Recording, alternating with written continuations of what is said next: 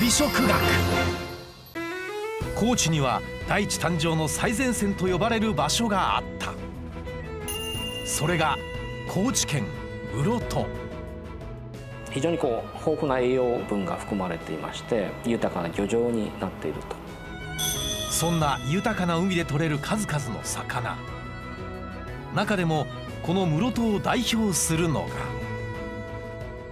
金目の美味しいのをね、いただきに来たんです。横浜から飛行機に乗って素材そのものを本当に美味しくいただいて満足してます自分たちも沖縄で漁師やってるんですけど、沖縄の金目と比べたら全然気にならないぐらい美味しいで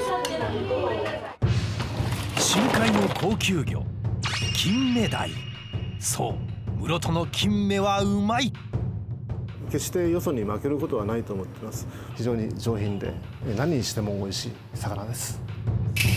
しかし今その金目鯛に異変が。一体何が起こっているのか。高知県室戸市。地球成長の片鱗を今も感じさせるこの場所は2011年国内5県目、四国では初の世界ジオパークとして認定。室戸ユネスコ世界ジオパークとなった。地球の息遣いを感じられる海、そして大地はこの場所ならではの豊かな食材を生み出していた。荒々しい地球の変化を残す特殊な地理ジオ。ここにしかない食材ダイニング。まさにジオダイニングと呼ぶべき食がここにあった。雄大な太平洋に突き出す室戸岬。そこから見渡す海の中には奇跡の食材を生み出す特殊な地形が隠されていた。通常の海岸は大陸棚と呼ばれる、少し浅い海の部分が広がっているところが多いんですが、特にこの室戸の東海岸は、ほぼその大陸棚がなくてすぐに深海に到達するというような、特徴があります。確かに実際の海図を見ると室戸の東海岸は急激に水深が深くなっている。この地形が一体どのような影響を及ぼすのか。海の水にはですね、表層水と深層水というものがあるんですが、その深層水には非常に豊富な栄養分が含まれていまして、陸の近くに崖があることによってその崖にぶつかった深層水の栄養分が表層の部分まで湧き上がってくる。でその栄養分を求めて非常に多くの魚も集まってくると。で豊かな漁場になっているという場所です。特殊な海底地形が生み出す豊かな漁場。室戸の海はまさに食材の宝庫。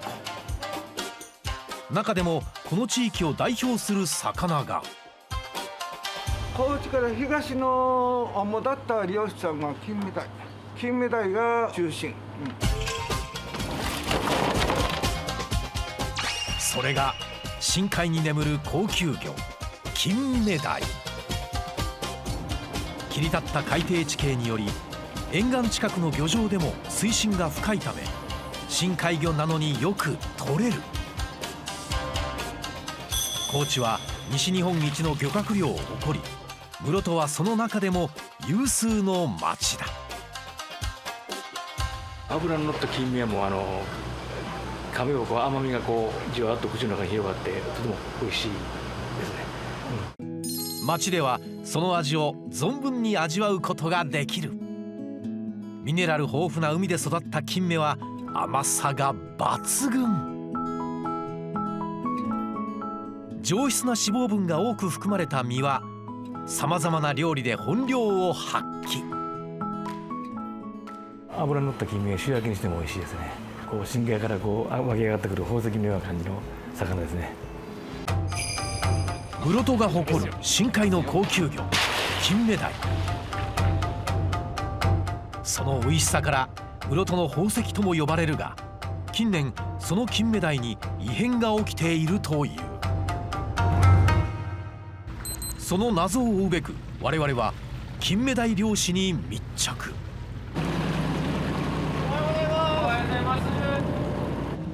船の操縦を行うのは金目漁師杉本さん。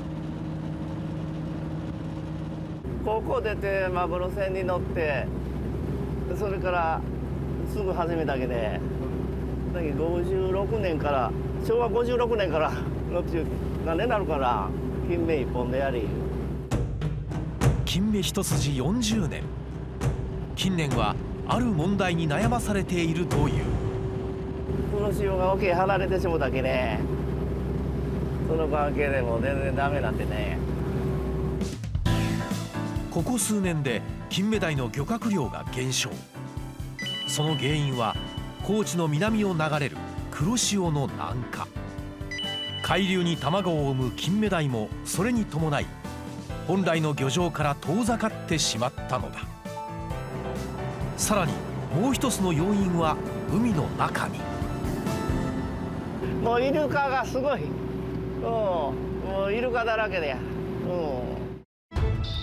海の中の天敵イルカ。学習能力が非常に高く、金目漁師たちの頭を悩ませる。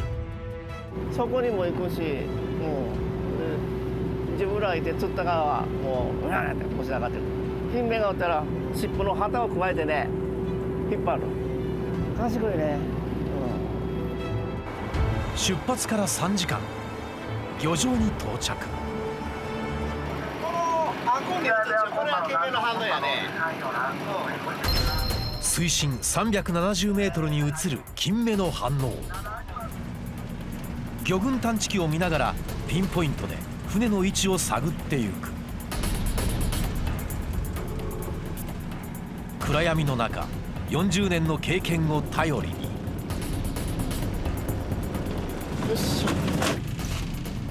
場所が決まればすぐさま漁の開始。杉本さんが行うのは室戸の伝統的な漁法、樽流し漁。木製の樽を浮きにし、その下には水深に合わせた長さの糸と一定の間隔に仕掛けられた餌。室戸では手釣りの一本釣りも行われるが、この漁法を使うことで一人でも広範囲の漁獲を狙うことができる。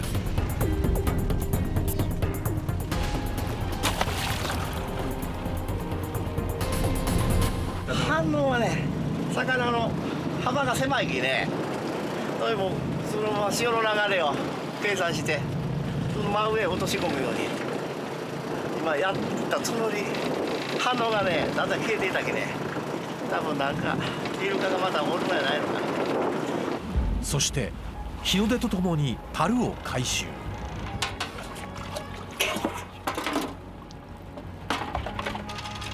果たして金目は。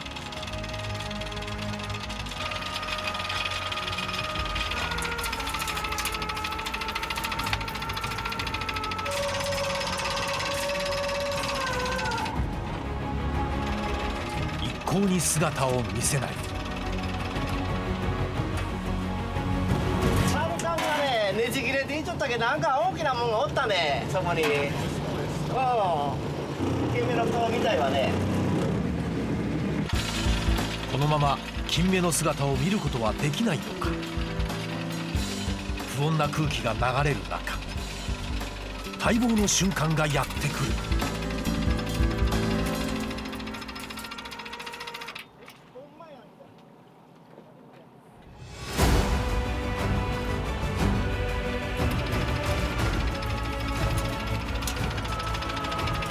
ついに姿を現した金目鯛。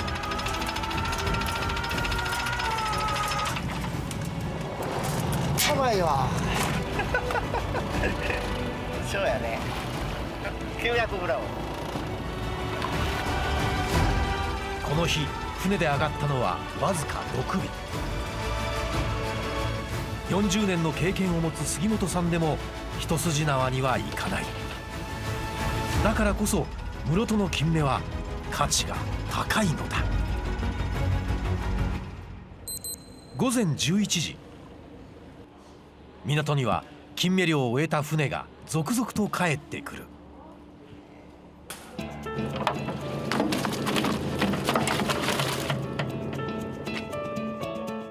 水揚げされるとサイズごとに分けられ、すぐさま市場に。実はこれが室戸の金目うまさの秘密。船が朝出て、で帰ってきて、早い時は朝の10時とかね、市場が開かれるんで、鮮度が抜群にいい。本来深海で取れる金目鯛は遠方での漁が主流で、日戻りは難しい。しかし急激に水深が深くなる室戸では近場での漁が可能。日戻りで上がった金目鯛は抜群の鮮度を誇るのだ。そんな金目鯛は室戸の誇り。町ぐるみで全国に猛アピール。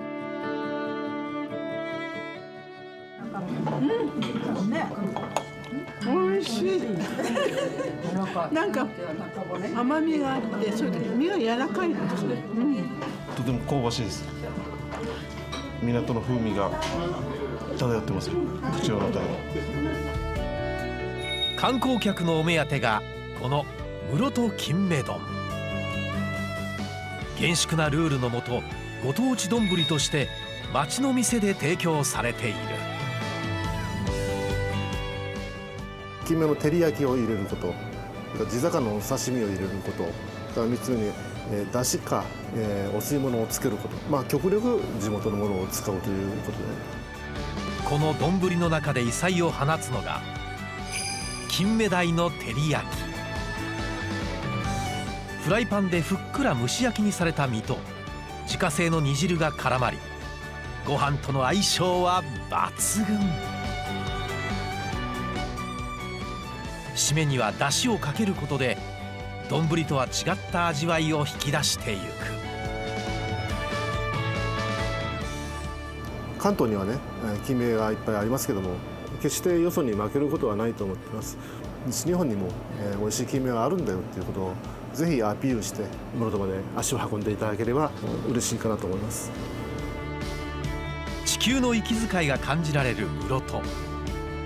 その海、特殊な海底地形が生み出す金目鯛。室戸の宝石はこのジオダイニングにあったのだ。次回のジオダイニングは舞台を海から大地へと移し、西山金時スイートリー地元のスイーツを世界に知らしめた西山金時の秘密に迫る。